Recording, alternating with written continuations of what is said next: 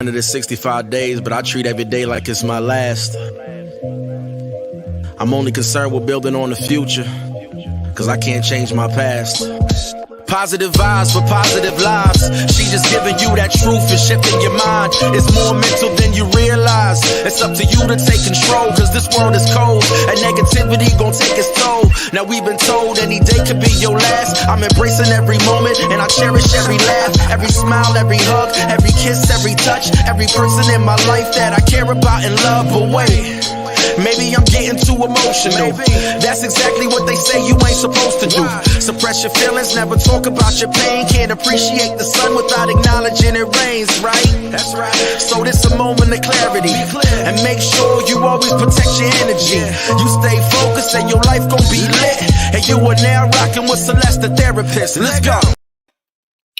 Hey, hi, beautiful people. So for people watching me on the replay, thank you so much for watching me. I stream on like 3 different places: Facebook, Periscope, YouTube. And the goal in me coming on here is to help people shift the way they think. So I've been able to do that because I get to talk to some amazing people who do amazing things, and people start to recognize they're not alone. So not only do I get to talk to amazing people who do amazing things, every single month I get to talk to Jermaine, who I'm going to add to the stream. Not that he's still a part of the amazing category. I don't want to get confused. Not only do I talk to some amazing people, but I get to talk to Jermaine. Jermaine's amazing as well. Hey, Miss Deb. Jermaine's amazing as well. I get to talk to Jermaine, who is a self-awareness guru. I think I'm giving you that term. If he starts using it, I'm like, he got it from me. You better make sure you tell him I said it first. Putting on t-shirts. Can you introduce yourself to my audience for people that are new to you? Hi, yes, I'm Jermaine Morris. I'm a certified coach and consultant with a practice that's based around a D.I.S.C assessment.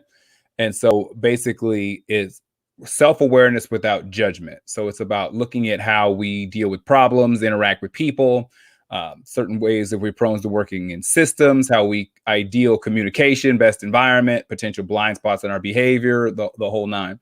And so it gives us a good base point, number one, to kind of see how we interact and interface with the world. And then if we're having challenges in those things, we can go through the assessment, which comes with a 22-page report. And then we kind of can fine tune some things or implement some stuff to get in a better situation and deal with those challenges. Hey, Maurice. Yeah. And what would be the benefit of somebody, kind of, let's say, taking the D.I.S.C assessment or understanding their blindness? What's the benefit for somebody that is able to do that? Okay. So less just flying by the seat of our pants. We know what we're working with. So it's important to know how we do things, how we approach problem solving, how we approach communication. This assessment is great because it shows who we are naturally. Like when we just roll out of bed, don't check the internet, just, I am legend style, just by ourselves, how we interact in the world, versus our adaptive, which is who we become when we're under stress, under pressure, things of that nature. So if we understand those shifts and we understand those kind of pain points and triggers that kind of shift us out of our behavior, like I said, it's great because it shows our potential blind spots. So there's things that we may not be aware that we're doing or as frequently as we're doing. Then these things can show up in how we deal in relationships, how we deal in school, how we deal in work, how we approach our finances and how we build for our future, how we parent our children. Like it helps with all those areas. Yes, it does. Like literally, it will help you get your life together when you get yourself. So, I know that I was asking that question for my audience, and I think it's a powerful. It's like one of the most greatest things you can do for yourself is become self-aware. It's like an investment in you, and I think we invest in trying to build a business or become an entrepreneur or do all these things, and then we keep finding ourselves falling up short. But I promise you, if you thought about investing in your mindset and becoming aware, you won't find yourself falling up short continuously. So, yeah, and it's great. And my whole premise is self-awareness without judgment. So not going into it on the premise of what's wrong with me or what's, right or wrong, good or bad. Let's just look at what is. Let's just see, how do I approach problems? How do I interact with people? How do I get, what shakes me? When do these things pop up? When does self-sabotaging behavior begin, and how does it show itself? What are some of the dialogue I have internally? What do I say to myself? And then what do I do with it when I say it to me? Yeah. All these things. And from there, you may say, I'm good with everything. Right, wrong, good, bad, and different. I know everything about me, and I'm willing to rock with it. Okay, then at least you know. But if there's some areas that we like to tighten up or make changes, we know where those areas are and what actually exactly needs to be tightened. That's good. So one of the things I feel like Jermaine does well on our podcast together. And so this is our segment where we talk about getting our mind right. And one of the things that you do is kind of like help me, become aware of some common like themes or things that you're seeing. So I like when Jermaine leads this segment. So I would love to hear about where you feel that there is some like common things happening or some areas that, my audience can benefit from understanding better. Oh, okay, thanks. I always say that the universe talks to me. Like it'll just be a theme. It'll be similar situations coming up amongst complete strangers. So it's just kind of like all of a sudden, okay, I keep hearing this same kind of scenario. So obviously there's something in the air, something in the ecosystem that needs to be looked at. And one of the themes that's been coming up a lot lately is for individuals dealing with challenges and they're having that conflict between their identity and their role. And our identity is who we are, like who we actually are. Our role is almost what's been deemed who we are. She's the smart child. He's the responsible one. She's the this, he's the that. And all of a sudden we start wearing these roles that people put on us, and we just kind of put ourselves in this box, and that may or may not be actually who we are. And then we start having internal conflictions because we want to be ourselves, but it conflicts with who everyone believes that we are. Do you think that sometimes what people say as far as the role, do you think that sometimes it's accurate, or do you think most times you're seeing that it's not accurate, or what's your thought process around that? Well, so what it is human beings are multifaceted. So it may be part of it, that may be part of us, but just because I know how to show up on time does not mean I want to be deemed the responsible one, the caretaker to all my friends, the designated driver, the one who can never cut loose, the one who's always like the one you could come to borrow money from and do favors for. Like, I don't want to be the responsible one just because I know how to show up on time or keep my word. Like, there's parts of it. We tell our kids that gets good grades for a few years straight. Oh, this is my A student. This is my genius. This is my future doctor. This is my whatever. So now you're afraid to get a B. Like you're terrified to break out of that. Everyone thinks I'm this. Everyone expects me to be that, and so we start finding ourselves conflicted because as we shift, we could have been that person at one point, and that's just not who we are anymore. And some of us are afraid to be ourselves because we've now been painted this image as this particular person, and we don't know how to get out of it.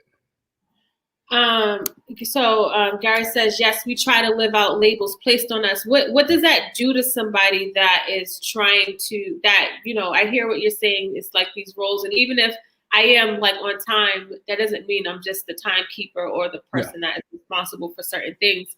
What does that do to somebody that they're not like living their identity, but living their role? What do you see happening with people? So it creates it can create anxiety because you feel like there's these unrealistic expectations that are placed on you to be somebody, regardless of what you want to be. And you start falling into this space of like, it can manifest itself to where you seem angry because you're constantly battling against this image that you don't want to be. So then as soon as something doesn't go right in that space, it can go, it's not the incident that happened. It's the whole fact that you were even in that position to begin with. So you're the responsible friend. You need to pick everybody else up. Well, I don't want to be the responsible and pick somebody else up. So the first person who's late to get picked up, you're flashing on them, ready to curse somebody out. And you know what I mean? You have all these issues. You become a slave to a system that you didn't create for yourself and a narrative that you didn't write. And if you can become imprisoned by somebody else's role, especially depending upon who gave it to you. So you be the timekeeper and the angry timekeeper. You can be the angry timekeeper. You can be the anxious timekeeper. You can be the depressed timekeeper. You know, you grandma's baby. You can't do no wrong. You're the one who's always on the up and up. You're the one who's always the good one. You never make mistakes. You're never the one that's drinking. You ain't never smoked weed. You ain't never had, you know, Jesus has your heart. You ain't never done nothing like, and you want to live. Yeah. But you can't live because you feel like you'll let everybody down and disappoint everybody. And grandma can't, I can't, you know, mom thinks dad thinks you know, brothers and sisters think everybody thinks now. And what's worse is when we have siblings, just kind of go a little, siblings that do not live by those roles, be who they want to be. Mm-hmm. Oh, your sister just be all over the place. No, my sister's living the best life. You know, you calling her out for this, that, and the third, but she knows who she is and she's living that way. Meanwhile, I'm the one that's over here feeling shackled to your narrative. But shackled, but not. I don't know if people are identifying it as clear as you're making it, right? Okay. So if you are living in a life that does not feel genuine to you, you know in your head how you want to be. But because of what you've become known for, like even let's just go opposite end. Oh, that's the party girl. That's the party dude. He's never serious. He's irresponsible. He's never settling down. He's this and that. That could have, yeah, that may have been when you were 20 in college. Now you're 32. Right. Like you keep trying to put this role on me. You know what I mean? Like I'm supposed to be this person. And so there's times where it just becomes difficult to operate. It's hard to be around certain people. It's hard to be around your family. It's hard to be around certain friends. This way you find people have completely different lives. Like I got to go out and do this.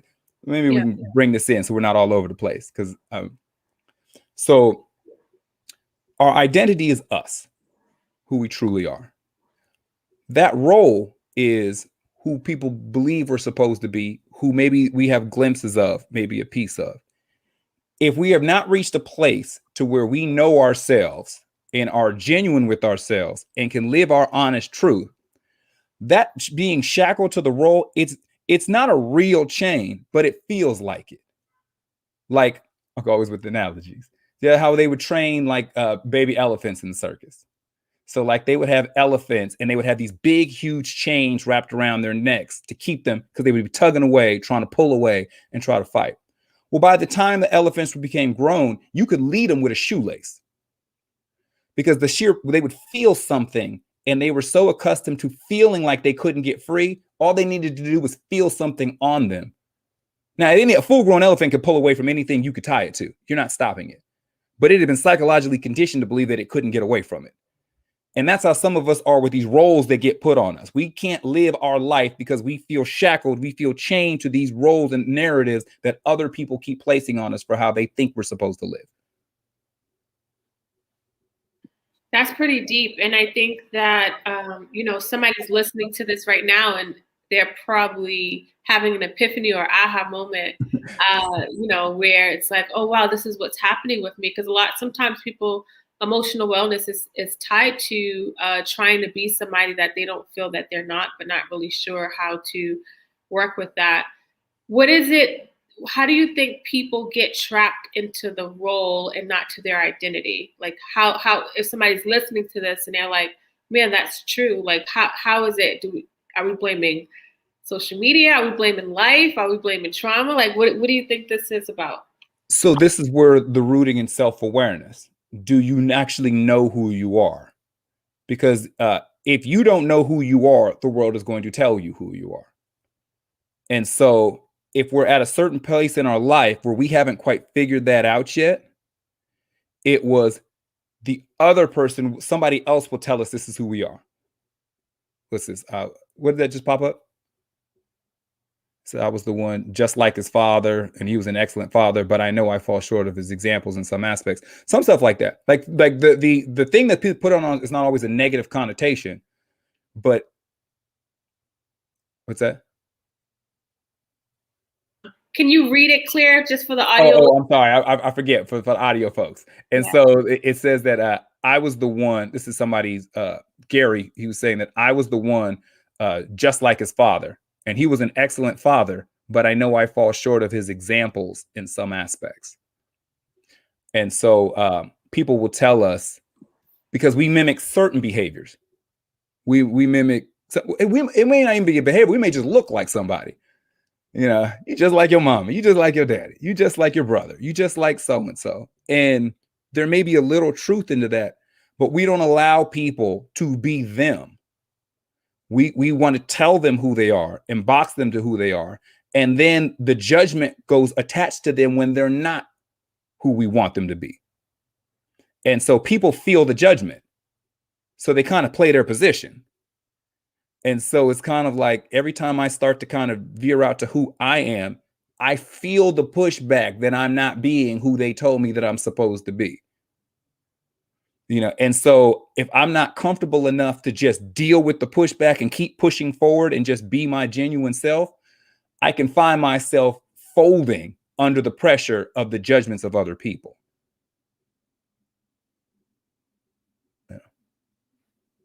You're muted. When people are finding themselves pushed back and trying to, live out their identity, like what do you suggest that people do to kind of push past that feeling? Because this is a lot of, whether we're talking about identity or whether we're talking about living out our purpose, I think this feeling comes into play that will make it hard for people to kind of push past that feeling. What would you say to somebody like that? So starting with, do I know who I am? Like the self-awareness part. Like who am I? What are my visions for my life? What are my passions? Like, do I know who I am first? And then the second, when we start hearing that internal dialogue of saying how we're quote unquote supposed to be or how we should be, I always challenge people that if you're hearing a voice in your head that does not quite feel right, identify it. Like, give a name to it. Does this sound like you?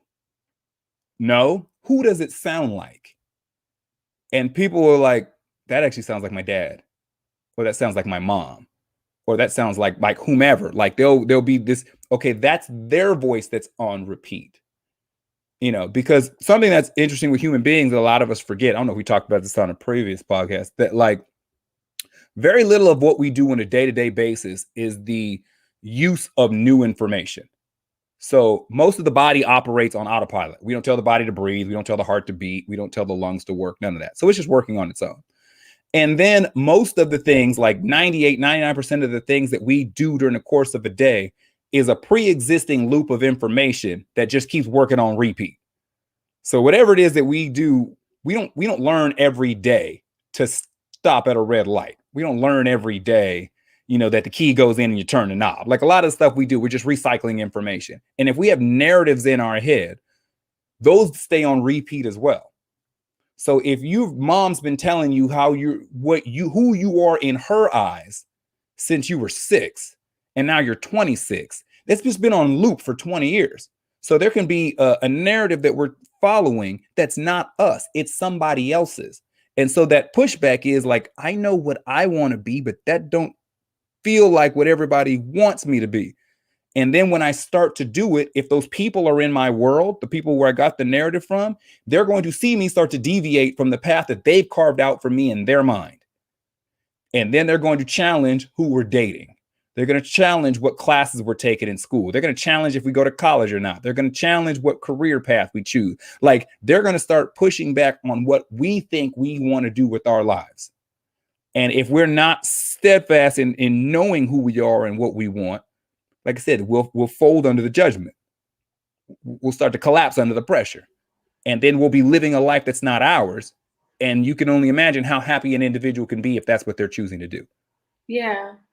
Yeah. And one of the things, I think that like one of the writers wrote in, I was told I'm just like my father. He's excellent, but I fall short. For parents that are listening, how could they stay mindful and identify their child's identity and not assign a role? Because it's not like they're, some people, it's not that they're intentionally, it's easier to understand when it's like, you're bad or you're this, and you're like, wow, that's aggressive. But sometimes the role could be something positive, and not allowing the child's full identity to be expressed. Like, what would you say to a parent, or what's your mindset around that for parents that may be trying to like deal with this? Okay. So you want to be encouraging. So if you have children, you want to tell them you're smart, you're amazing, you're creative, you're beautiful, you want to pump these things into them to build their self-esteem and their confidence, and kind of open up their brain to all these potential things that are going on. There just also needs to be somewhere in our mind of, they may not be what we want them to be. You can almost guarantee that they won't. So there needs to be that space of, yes, I encourage you to be into science. I encourage you to like math. I encourage you to go into history. But at some time, I have to start looking at who you actually are. Like there's one thing that I believe, I want you to be the next starting quarterback, or the starting point guard. I want you playing for a finals. But after a while, I'm watching, you don't have much of a jump shot. I want this for you, but it's not. I want you to be the next painter. But every time you put something on, this finger paint game ain't strong. We have to start pump the dreams, just space for them to be themselves, and not be so hung up on who I want you to be, as opposed to, let me help nurture who you actually are. Does that make sense? It makes a lot of sense. Yeah. And, I think that especially for parents that are really good parents, and want the best, I think because we're so wrapped up in what society says success looks like, or what society says things should be, we don't recognize that we are subscribing to that ideology. And then we're like you said, you said we don't a lot of times take in new information. There's this loop. And I think there's this loop of they got to do this in order to be successful, or to be a certain way. So, when you think about that, how could people be mindful of, society's pressures on how that they may think about themselves and their identity in this role thing? How much does society play a role in that? Well, it's whatever environment you're around, it's a factor. So, we a lot of us make the label, we'll say, well, social media does this and this does that. And if it wasn't 30 years ago, it wasn't social media. You were just made fun of by the people you knew. So it's not like it's necessarily a new condition. Now you have more people that you can compare yourself to, but it's not like all of a sudden you started being compared to other human beings in what you did with your life. So if you're living a life that does not feel like it suits you, because no one else can tell you what your life is, quote unquote, supposed to be. So you will know if this feels like the life I want to live. I want to be married, but you're single, but you really, really want to be married. Okay. Or you're married, you got married because of whatever reason, and you really want to be single. You got a job that you took because somebody told you that was a good job, but it does nothing for your spirit. You went to college to take specific classes because somebody told you these classes will turn into a job that makes this amount of money, but it's not a subject that you have any passion for or interest, and you hate going every day. Like, do you feel like this is your life? And so that's a place I would start, the self-awareness part. Let's just look at what am I doing here? Is this the life I want to live? Does this feel like the life I want to live? And if not, let's start going to the lab on some of this mission statement I've got about my life. Like all these things that I believe, let's start holding this stuff up, because our narratives are on repeat and they're on loop. A lot of us don't actually go back and look at what our internal operating system is running off of, what our internal mission statement is. We'll find ourselves just regurgitating what our parents told us, what our grandparents told us, what the internet told us. And we never actually challenge if these are even our beliefs, like if these even mean anything to us. So I would recommend what do I actually believe? What do I believe happiness looks like? What do I believe about marriage? You may be all about that poly life. Like somebody tells you need to get one man, one woman, monogamous. So you got with somebody and then you find yourself constantly eye rolling because this is not what you want to be. Need to go out and have kids. Your life won't be complete till you have children. And all you see them is a bunch of midget freeloaders. Like, they don't do that for you. Like, you live in a life that does not fit you. So find out what it is you want. That's why, like with the assessment and self, I would say start young before you're making these long real world decisions. Like, figure out, the sooner we find out who you are, what you want, what you need, the better. And at least then you're making decisions based upon you, as opposed to getting 10, 15, 20 years deep into adulthood, living somebody else's life, and then figuring out why you're miserable at 47. And even if you're 47, it's not too late. Not too late. I'm firm. Keep it on the positive note. No, it's definitely you can make changes. You can make changes if you're 67. Yes. As long as there's time on the clock, you can start to living towards the life you want. One of the listener says, if you're relying on social media to fill a void, then stay off social media and get a hobby, right? Unless social media is your hobby. Like, if the void is how you feel about yourself, yes, that could be an issue. But if the void is how you pass time, staring at Instagram is no different than staring at TV. If you're just looking at it for entertainment purposes. I know people don't even watch TV. They just scroll through the gram for 30 straight minutes. And that's their sitcoms, that's their dramas, their romantic comedies, and everything else. Ratchet TV, that's all that stuff fills a 30-minute time period. But I'm a firm believer, a lot of people don't know who they are. And that's the starting point. That's the the issue there.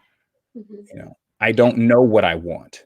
I don't know how I address problems. I don't know what my triggers are, where they come from. I don't know, why I get in these types of relationships. I don't know why I default into these types of patterns. Like, by not knowing who you are, you'll embrace somebody else's role because it's the only degree of stability that you actually have.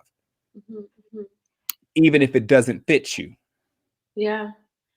And the sad part about it is that more people than not are living this way, and never really ask the questions. I always ask myself questions. I always ask myself why. I put the ownership on me, and I think that for people, and I know, for people listening, I'm gonna put in the show notes the episode that we did where we talked about this more deeply around understanding yourself. It was a few months ago, but because you're talking so deeply about the importance of kind of being self-aware, for people that are listening to this episode now, how could they start that process today? Because as much as we're glorifying it, it's a very grieving process. I think it can be a very hard process to come to realization that you're being used, or this person is really not there for you the way you like. So many revelations come into play when you're self-aware. So I do want to preface what you're going to say with just letting my audience know that there's nothing easy about this self-awareness journey, but it's so powerful on the other side. Yes, and easy, no. And depending upon who these people are to us that have we've built these relationships based upon this role, that change can be very drastic. That change can be, there may be some relationships that don't make it on the other side, because they need us to be that person for them, and we may be no longer willing to be that person. And if there's no dynamic shifts in that relationship, then that relationship may not carry on. I know for myself personally, I was kind of one of those that was I had a bunch of things that were said about me, and some of them were somewhat true. Oh, he was the smart one, or he's the nice one, or he's responsible, he was ever. And I kind of leaned into some of these roles that people gave me to the point to where I didn't feel like I could breathe. Like, there was ways that I wanted to talk and things I wanted to speak on and things I wanted to be a part of that was off brand. You know what I mean? It didn't fit how I was seen among certain family members or certain social circles along those lines. But I had just realized that I cared more about having the room to breathe and be myself than I necessarily cared about what that looked like on the other side. And I was seeing, in all honesty, 90% of those, most people didn't care. Like, when I made the shift, I had built it up in my brain to believe that there's going to be this big, huge, everybody's going to be upset. Most of them weren't. But for the ones that were, they either got over it or they didn't. because it just reached a point to where I was just like, I was not happy with the position that I was in. And I'm a firm believer that everybody will give you their criticisms, but they don't have to live with any of your consequences. And so all these extra inputs and phrases and judgments and all that, yeah, you got all that for me, but I'm the one that's got to go home to bed at night.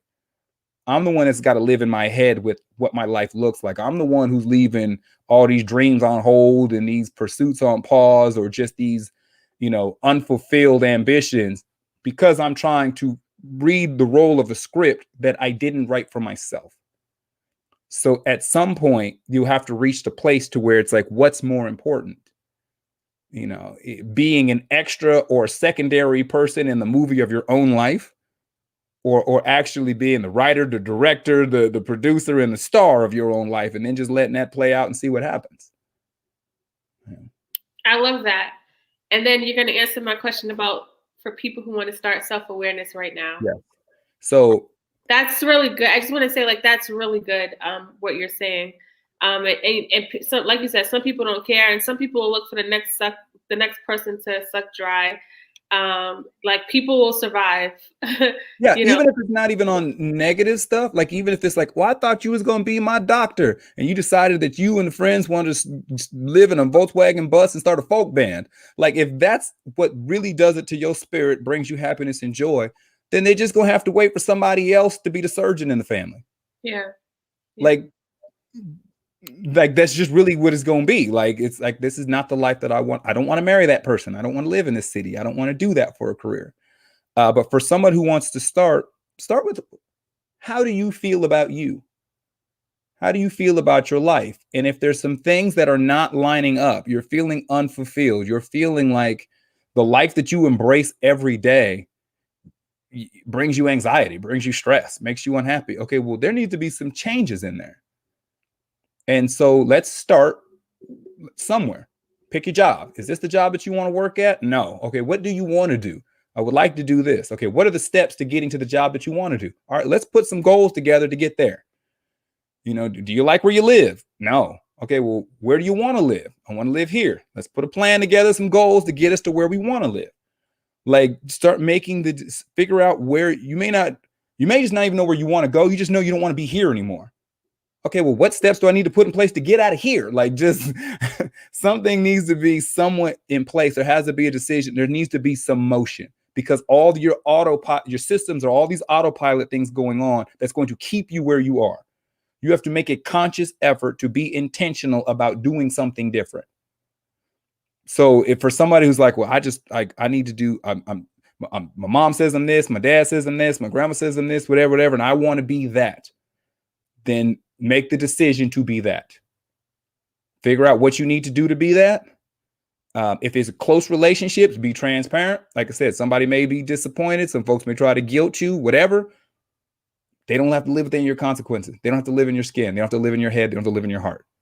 So this is where self-preservation has to kick in and say, I would rather be me than be a miserable version for you. And making that decision will feel hard. It may feel, one of the examples Jermaine used one time is like, it could be like you're literally walking over a puddle, but feels like you're walking over the Grand Canyon. So obviously that feeling is very massive. Yeah. So it feels hard. But one of the things he said, he said it earlier today, is you're the one who have to live with it. Like, yeah. And I think that people don't really think about that when they're making these decisions, is that, because sometimes it doesn't seem direct, the consequence that happens, the anxiety that happens. Yeah. But if you're self-aware, you'll see it, you'll start to see it in real time. And because there's no like real quantitative, there's no like data where you can say, look at my blood pressure is going up and up, right? Yeah. Like, it's not that clear all the time when you're not really self-aware. When you become self-aware, you'll start to see it very clear, and then recognize how much you're suffering because you're trying to do it because of what somebody else says you should be doing. Yeah, when you know yourself, you know what energy you want to be around. Like, you don't even have to know the people in the room, but you'll be in the room for 30 seconds and know if you want to stay or not.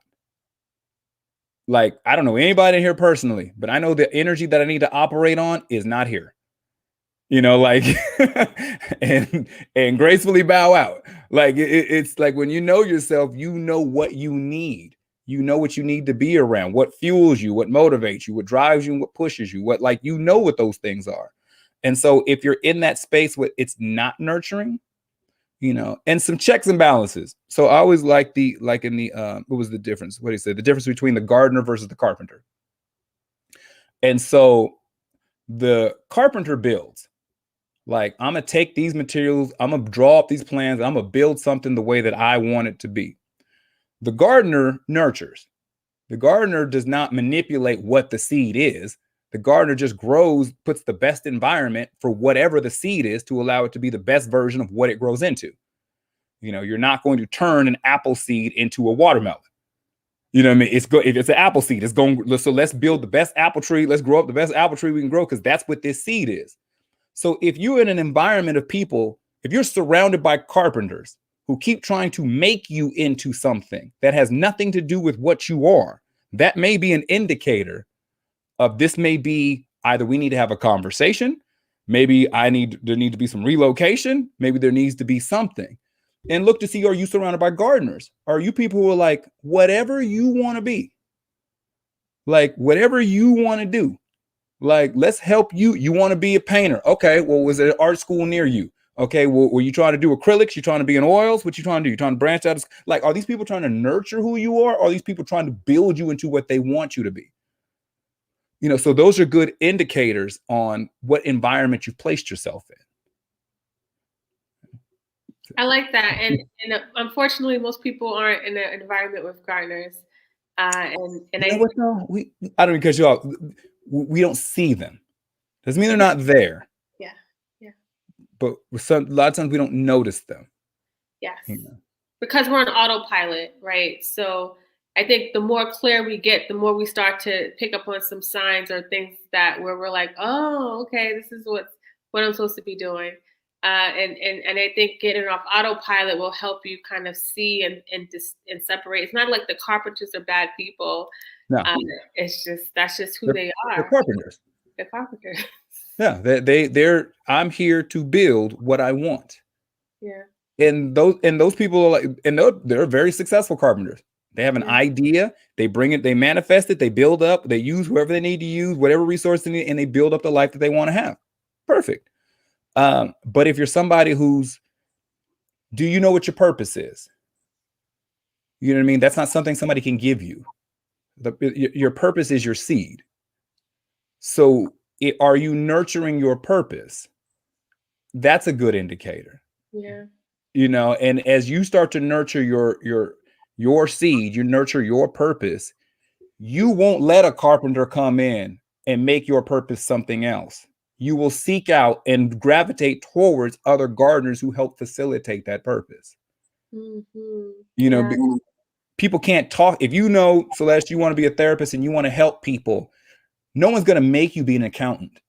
Yeah. You know what I mean? Like they'll try to tell you need to go to school here. You need to do this. You need to do that. It fundamentally goes against your seed. Yes. Yeah. So what eventually it will be either you're going to stop trying to tell me to be an accountant, or we're not going to talk much anymore. Yes. Yeah. Like, I am the common denominator. Like it's actually on me. And I always say, if you find yourself blaming this person or that person for where you are, for what you chose, it's important to like take ownership so that you can see the power that you have. Yes. And always understanding the key words in there is what I chose. Yeah. Now, I may have chose it because I didn't think I could get better. I may have chose it because I didn't feel strong enough to tell somebody no. I may have chose it for a multitude of reasons, but it does boil down to I chose. Yeah. And so if I want to live my life, in my purpose is my identity, as opposed to what people keep telling me as a man I'm supposed to be, a woman I'm supposed to be. You know, black people act like this, white people act like this, Christians are this way, such and such is such and such. This is how you're supposed to be based upon the city you live in, or your tax bracket, or where you went to school with, or even if you went to school. Like all these things that people keep trying to tell you, this is how you're supposed to spend your life. They're throwing all these suggestions out, but you are choosing to do them. Yeah. You know, and so as long as you believe that I'm choosing, then you can choose yourself out of them. Yeah, and it's suffocating, you know, and if you're feeling suffocated, you know, I think this can help you understand, you know, how you're making certain choices that you may have to reevaluate. And it can be a mourning and a grieving process to, you know, realize what is, but there's power in that. So I just kind of want to encourage people that's listening who may find value in what we're talking about today and struggle with what is, and knowing that identifying what is can allow you to plan for, you know, the future and plan for what you want. And as you're, you know, figuring this out, it's not an overnight fix. And I know that can feel discouraging if you're at A trying to get to Z and you're only at B. But the fact that you moved it a notch, that's a big deal, right? And celebrating those moments as you're trying to go on this journey of self-awareness and purpose. And I know a lot of people stop that kind of journey because it feels like it's so far apart. So I definitely would encourage you to kind of celebrate the moments as you're like really trying to like navigate this life that you have. Yeah. It's as long as we're here, we're here. So if we're in our 20s, 30s, 40s, 50s, and we feel like we're just not quite, you know, we just want more out of life. We want something different in this life. We want whatever. We can put those things in place and start to make those decisions. We don't have to stay in our hometown because everybody stayed in our hometown. Right. Yeah. You don't have to go to this college because your brother and sister went to this college, or because, you know, your mom said you're supposed to be married by 28. So you just choose to marry somebody because you're 27 and a half. You know, like these things that we get ourselves into because we think that we're supposed to. We can make changes and make decisions that fit more of us, you know, because like I said, we'll take everybody else's criticisms, but we're the only one that has to live with the consequences. Right. So if your parents are unhappy with the choice, know that you're the one who will have to ultimately bear the burden of what, you know, you are fitting into when it's really not your identity. So that's good. Yeah. I feel like we should do I want you to wrap up this role identity, give a nice little closing like the preachers do.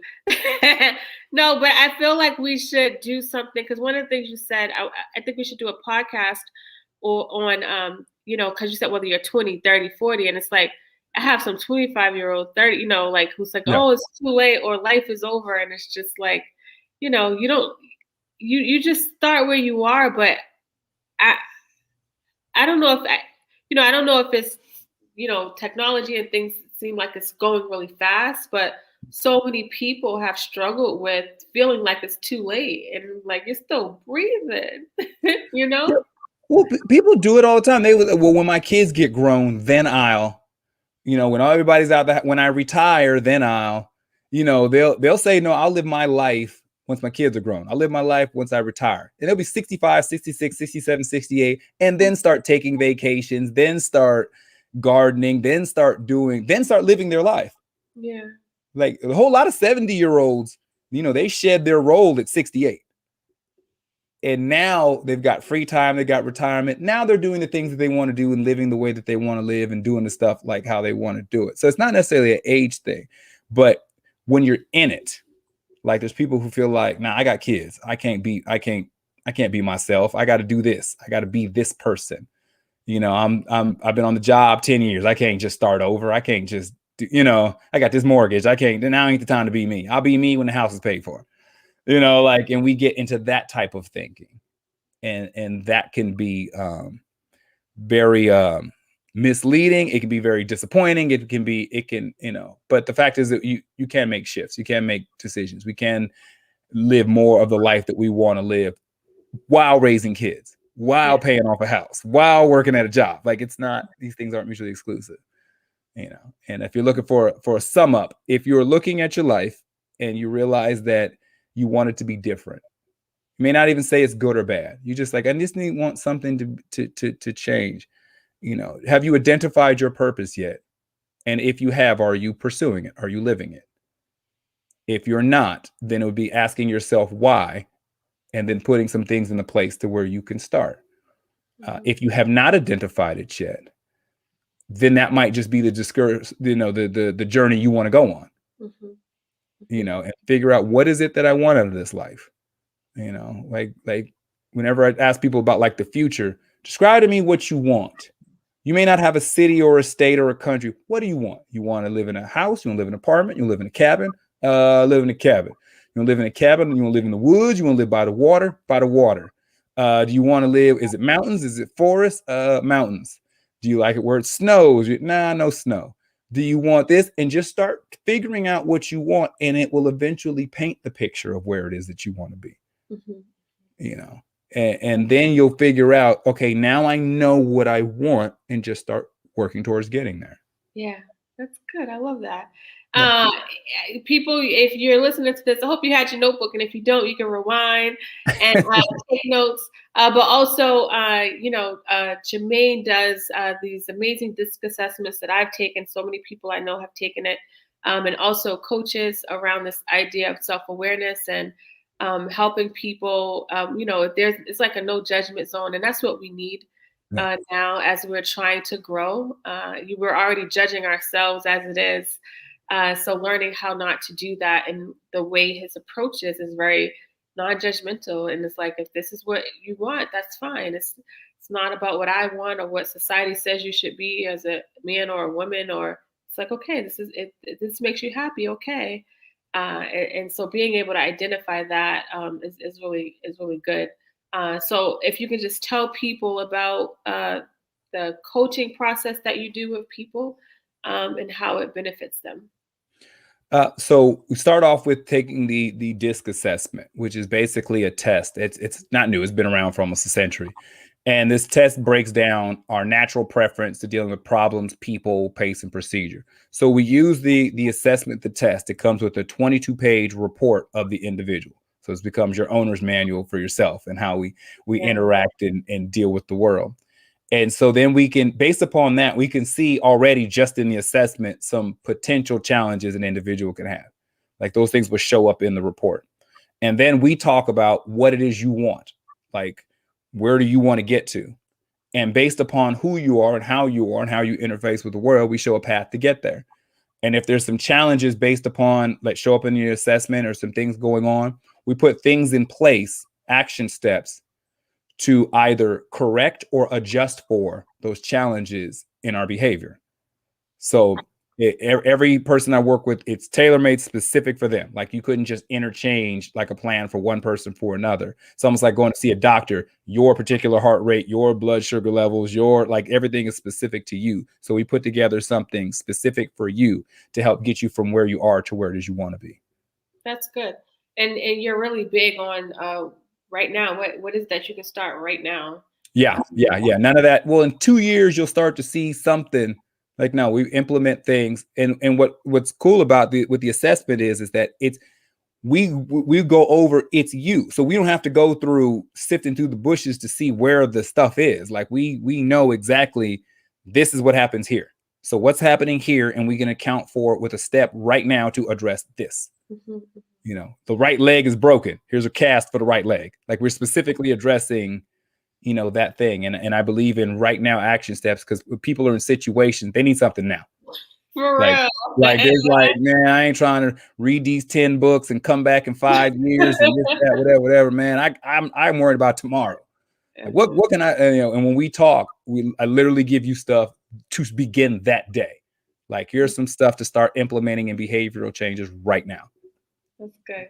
And I can attest. So, Jermaine comes highly recommended for people that use his services. And so definitely, if the DISC assessment is a really great tool to start, even if you don't want to do the coaching, I think the DISC assessment can really help. And I was like blown away by the results for my test. And I'll put it in the show notes. We have a whole episode where we actually go over my results on this podcast. So it's called the DISC assessment episode. I have so many episodes, I can't remember the number, but I'll definitely put it in the show notes for people listening on the audio. But so many, it hit on literally who I am right now. I was like, I'm so proud of myself. I've been like living in my purpose and my identity. Like, but you would have thought, I mean, like there's this 15 questions and then a 25-page report literally was reading me down. And I was like, oh snap. So I was like, I got to tell the people about this because this is crazy. So I'm glad people are getting hip to it because it's amazing what that test shows you. And what was so cool is about with yours, it showing where your strengths are and the areas to lean into was the life you were living. I know. I was like, that's why I feel so good. Yeah, but sometimes that's not the case. We'll go through somebody's stuff and it's like, okay, this is what feeds you, but this is not what your life looks like. Yeah. And so then you can tell, okay, well, this might want to look at this. Like this is, and so it's like I said, if nothing else, it's a good diagnostic. It's a good, at least let me see what everything is, how I do stuff, what my responses are, what my behaviors are to things. So at least if I change or don't change, at least I know. Yeah. That's good. I may just say like, okay, I'm just gonna ride this till the wheels fall off. I ain't gonna do it, but at least I know what I do or how I respond. That's what I say to my clients. I was like, you know what, you know your response. If you're gonna do it, I want you to be conscious about what you're doing. But don't just say like, I don't know what happened. You know what happened. Yeah. So that's good. I like it. Tell people how they can reach you. Social media wise, it's at J Morris CEO for everything. JMORRIS CEO. And then for the program, for the DISC assessment, if you have questions, information, want to get signed up, just want to say hi, whatever. It's Team Effort Program, TEAM EFFORTPROGRAM at gmail.com. Teameffortprogram@gmail.com. Thank you so much, Mr. Morris. I always appreciate Thank you. My favorite person of mental health. Thank you. We'll be back in July. I'm not podcasting in June live, but you'll still get episodes for the audio listeners. But we will see you guys in July. So thank you so much. Thank you. Bye. That was great. Thank you all for listening. If you enjoy Jermaine and I's conversations and if you go to celestetherapist.com/podcast, you will find a ton of episodes with us in it where we are having this dialogue. He typically kind of leads, the conversation, and I'm asking questions and we go through this thing where it's always really good to hear the perspective that he gives because it's very tangible, it's very solution oriented. So definitely get your notebook when you're listening. So that you can start getting some work in. So thank you all so much for listening. I'll be back next Friday. Thank you. I'll be back next Friday with another episode, talking to somebody that is doing something to empower the lives of others. Thank you so much. It is 65 days, but I treat every day like it's my last. I'm only concerned with building on the future, cause I can't change my past. Positive vibes for positive lives. She just giving you that truth and shifting your mind. It's more mental than you realize. It's up to you to take control, cause this world is cold and negativity gon' take its toll. Now we've been told any day could be your last. I'm embracing every moment and I cherish every laugh, every smile, every hug, every kiss, every touch, every person in my life that I care about and love. But wait, maybe I'm getting too emotional. That's exactly what they say you ain't supposed to do. Suppress your feelings, never talk about your pain. Can't appreciate the sun without acknowledging it rains, right? That's right. So this a moment of clarity. And make sure you always protect your energy. You stay focused and your life gon' be lit. And you are now rocking with Celeste, the